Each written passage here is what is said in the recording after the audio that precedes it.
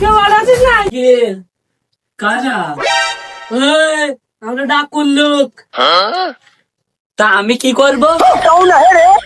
তুই আবার কি করবি? করবি তো ডাকু ভাই খাও।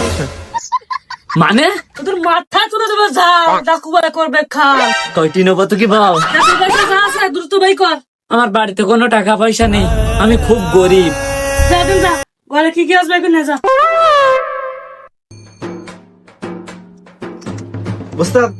কিছু বললাম না। দাঁড়া, স্বামী এক জায়গায় বেড়াতে যাবে, ওইটা থুয়ে যান, না হলে সে এসে রাগ করবে। টাকা পয়সা দিয়ে তো এটা নিয়ে যাস, এটা এখন বন্ধ।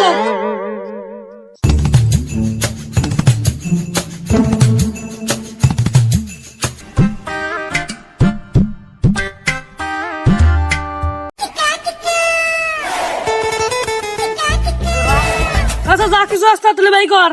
আমি তো এখন বাড়ি থেকে খেলাতে গেছি, তাই আমার কাছে এখন কোনো টাকা পয়সা নেই। টাকা পয়সা নিয়ে তাতে কি হয়েছে? তোর পরন যা কিছু আছে সব খুলে দে। পরুন তো আমার কাপড়, শুধু ব্লাউজ, ভিতরে তো শেয়া নেই। তাহলে বিলাসটাই খুলে দে। মানে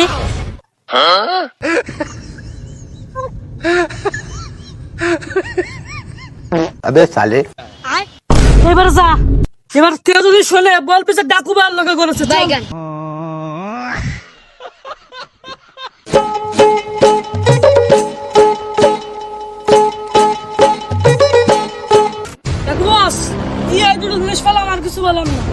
দেখি দেখি এ দুটো নিয়ে আমি কি বাল ছিড়বো? আমি বলছি কি করবেন, এইটা আপনি ভরবেন আর এটা আপনার বউকে ভরাবেন। ওই ডাকু কে রে? ডাকু কই? সে ডাকু কই? ডাকু কে? ডাকু কে তুই বল। এই কেন রে? আমার জাঙ্গি চুরি করে এনেছে, সে শালা কই? এই আমি ডাকাত, আমি চোর না, আমি ছিনতাই করে খাই। তুই যে ভালো সঙ্গী যা, আমার জাঙ্গি আমি বেড়াতে যাবো। এ শালা বেশি বোঝে। এ ধীরে ধীরে ডিম দে।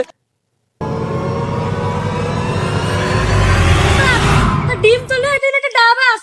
ডাব দে। ওর ওই পাশে বন্দি থুই যায়।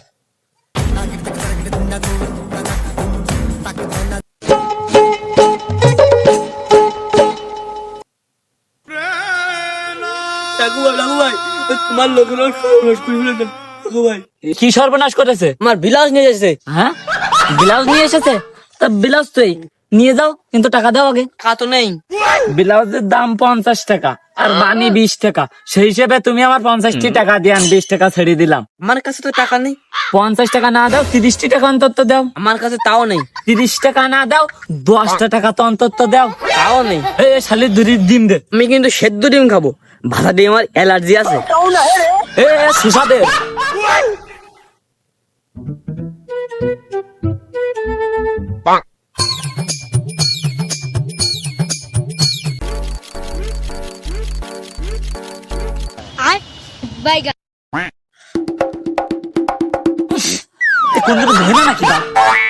এ ছিনতাই ব্যবসা তোমাদের লজ্জা আছে ডাকু ভাই?